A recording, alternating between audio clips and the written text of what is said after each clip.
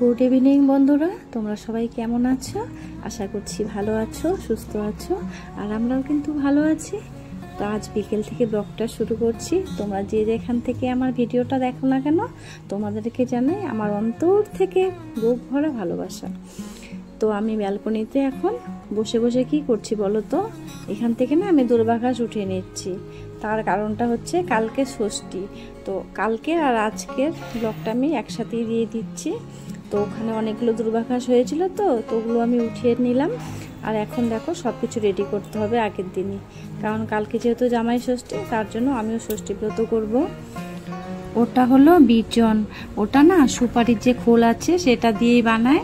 মানে অনেকের যেমন পাখা লাগে, তো আমাদের না এটা দিয়ে করে। আমাদের ষষ্ঠীটা একটু অন্যরকম, তো পুরোটাই তোমাদেরকে শেয়ার করব। আর দেখো এখানে আমি না দই পেতেছি। দেখো আমি কিভাবে দই পেতে রেখেছি তোমাদেরকে দেখাচ্ছি। একদম চালের বালতির ভেতরে একটা কাচের গ্লাসে আমি দই পেতেছিলাম। দেখবো তো কেমন হয়েছে, তোমাদেরকে দেখাবো। আমিও নিজে দেখবো। দুপুরবেলা পেতে রেখেছিলাম তো, আর এখন খুলে দেখছি কেমন হয়েছে। তো মোটামুটি কিন্তু ভালোই হয়েছে, তাই না? টক দই খেতে কিন্তু ভালো লাগে গরমের মধ্যে। তো চলো সব কিছু এখন রেডি করে ফেলি। এখানে আমাদের ষষ্ঠী ব্রত করতে কি লাগে বলো তো? এখানে লাগে আমাদের বাঁশের কুড়ুল, দূর্বাঘাস, আর হচ্ছে ধান আর তিল লাগে, আর কয়েকটা ফল নিলেই হয়ে যায়। আর আমার বাবার বাড়িতে ষষ্ঠী পুজো করতে কিন্তু অনেক কিছু লাগে, আর অনেক নিয়মও আছে। তো চলো এগুলো এখন সব গুছিয়ে নেই, কারণ কালকে যেহেতু তাড়াতাড়ি ষষ্ঠী করতে হবে, তার জন্য।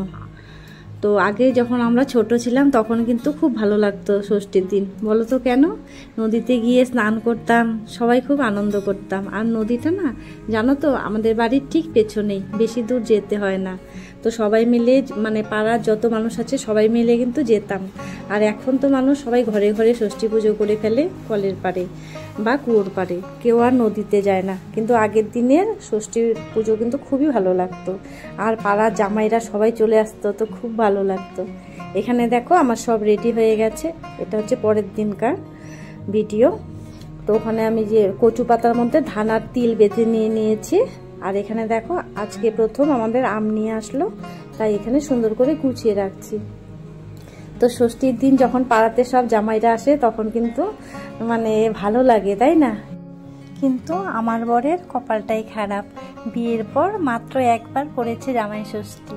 তো এবারও তো আর যেতে পারলো না, কারণ আমরা কয়েকদিন হয়েছে চলে এসেছি বাবার বাড়ি থেকে। আমার এখন না সব ষষ্ঠী পুজো করা হয়ে গেল, আর এখন আমি উপোস ভেঙে নেব। তো চা বসিয়েছিলাম, চাটা এখন নামিয়ে নিচ্ছি। তো চাটা দেখে মনে হচ্ছে ভালো হয়নি, কারণ একটু দুধ কম ছিল তার জন্য। তো খিদেও পেয়ে গেছে এখন। তো এখন চা আর রুটি খেয়ে নেব, তারপরে কিন্তু রান্নাটা বসাতে হবে, কারণ রান্না আছে অনেক কিছুই। কী কী রান্না করি তোমাদেরকে দেখাবো, চলো। এখানে আছে ভেন্ডি ছিল কতগুলো, সেগুলো ভেন্ডিগুলো আমি ভাজা করে নিচ্ছি। আর ভেন্ডি ভাজা কিন্তু সবুজ সবুজ খেতে কিন্তু খুব ভালো লাগে, তাই না? যখন কালারটা একটু সবুজ সবুজ থাকে তখনই কিন্তু নামিয়ে ফেলতে হয়। আর এখানে দেখো ডাঁটা শাক আর কুমড়ো শাক দুটোই আছে। তো এটা দিয়েও আমি শাক বানিয়ে নেব, রসুন ফোড়ন দিয়ে আর কাঁচা লঙ্কা চিড়ে। তো এই শাকটা খেতে না আমি খুব পছন্দ করি। মানে কুমড়ো শাকটা যে এত ভালো লাগে আমার, কি বলবো। কুমড়ো শাকও ভালো লাগে, আবার ডাঁটা শাকও ভালো লাগে।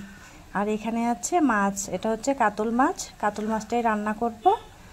তো রান্না মোটামুটি প্রায় হয়েই গেছে। ডাঁটা ছিল, ডাঁটা দিয়ে আর আলু দিয়ে কিন্তু এই মাছের ঝোলটা করে নিলাম। তো আজকে অনেকের বাড়িতেই তো মাংস টাংস সব কিছু রান্না হয়, তো আমি আর মাংস রান্না করিনি, যেহেতু মাছ ছিল ঘরে, তার জন্য কিন্তু মাছটাই রান্না করলাম। আর আমার ছেলে মাছও খেতে ভালোবাসে, আর ডিমও ভালোবাসে, মাংসও ভালোবাসে। তো আজকে মাছের ঝোলটাই রান্না করলাম। তো কেমন হয়েছে কালারটা দেখো তো। কাতল মাছের কালার কিন্তু একটু লাল লাল হলে দেখতেও ভালো লাগে আর খেতেও ভালো লাগে। আর এখানে আছে মাছের যে তেল ছিল সেটারই বড়া করে নিচ্ছি। তো আজকে পেঁয়াজ দিয়ে সব কিছু দিয়ে বড়া করে নিলাম।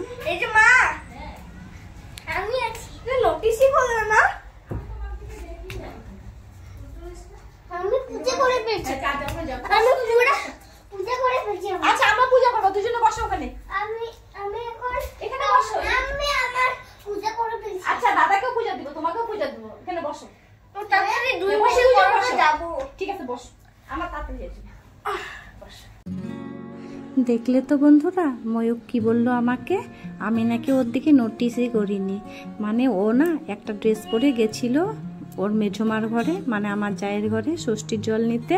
তো ওর মেঝমা ওকে ষষ্ঠীর জল দিয়ে নতুন একটা ড্রেস দিয়েছে, তো ওটাই তো ময়ূক পরে এসেছে, তো তাই আমাকে এই কথাটা বলছিল।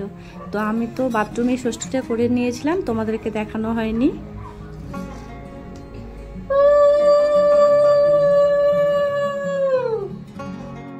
দুজনকে ভাবলাম একসাথে ষষ্ঠীর জল দেব, কিন্তু ময়ূককে দিতে দিতে আবার আমার যে ভাস্তা আছে পাপান, ও চলে গেল অন্য ঘরে। আর এদিকে দেখো ময়ূক কি করছে, মানে ছোটবেলার যে অভ্যাসগুলো ছিল সেগুলো এখনো ওর চেঞ্জ হচ্ছে না। বড় হয়ে গেছে এখন, কিন্তু মোটামুটি একটু শান্ত হতে হয়, তাই না? তো এখানে দেখো এখন চলে এসছে আমার ভাস্তা, ওকেও এখন ষষ্ঠীর জল দিয়ে দিব। হাতে দেখো ফ্যানটাও নিয়ে এসেছে, মানে হাওয়া খাবে বলে ও। তো আমি জল দিচ্ছিলাম ওকে ষষ্ঠীর জল, তো ও আমাকে বলছিল কাকিয়া বেশি বেশি করে আমাকে দাও। তারপর বেশি বেশি করে যখন দিলাম তখন আবার গিয়ে মাথা মুছতে গেছে।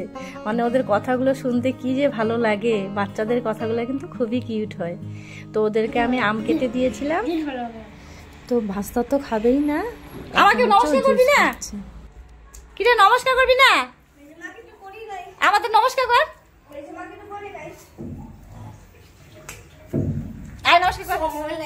ও নাকি ওর মেঝমাকেও নমস্কার করেনি।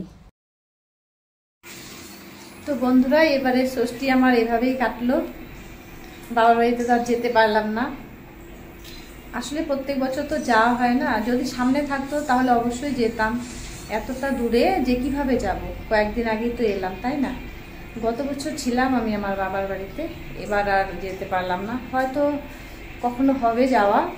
তো এবারে ষষ্ঠী তো আমার এভাবেই কাটলো, এখানেই বেশিরভাগ সময় এখানেই কাটে। আমি বিয়ের পর বেশি যাইনি ষষ্ঠীতে বাবার বাড়িতে, আর আমার বর তো মাত্র একবার গেছিল ষষ্ঠীতে, আর কখনো যায়নি। আমি তো তাও মানে একা একা গিয়েছি, যখন আমি ওখানে থাকতাম, কয়েক বছর তো ওখানে ছিলাম, তো তখন যেতাম, তো একাই যেতাম। আর আমার বরের অত যাওয়া হয় না, কারণ আমাদের দূরত্বটা এতটাই যে যাওয়া কিন্তু সম্ভব হয় না, তাই না? তো তোমাদের কিরকম, মানে কিরকম বলছি, কেমন কাটলো অবশ্যই আমাকে কমেন্ট করে বলবে। তো আজকের মতো ভিডিওটা এখানেই শেষ করছি। ভিডিওটা যদি ভালো লাগে তাহলে অবশ্যই একটা লাইক, কমেন্ট আর শেয়ার ও সাবস্ক্রাইব করে দিয়ে আমার পাশে থেকো। এখনকার মতো টাটা, তোমরা ভালো থেকো, সুস্থ থেকো। ওই দেখো আমার ছেলে, দেখো গেম খেলছে, ওই যে শুয়ে শুয়ে মোবাইলে গেম খেলছে। গরম গরম পড়েছে গো।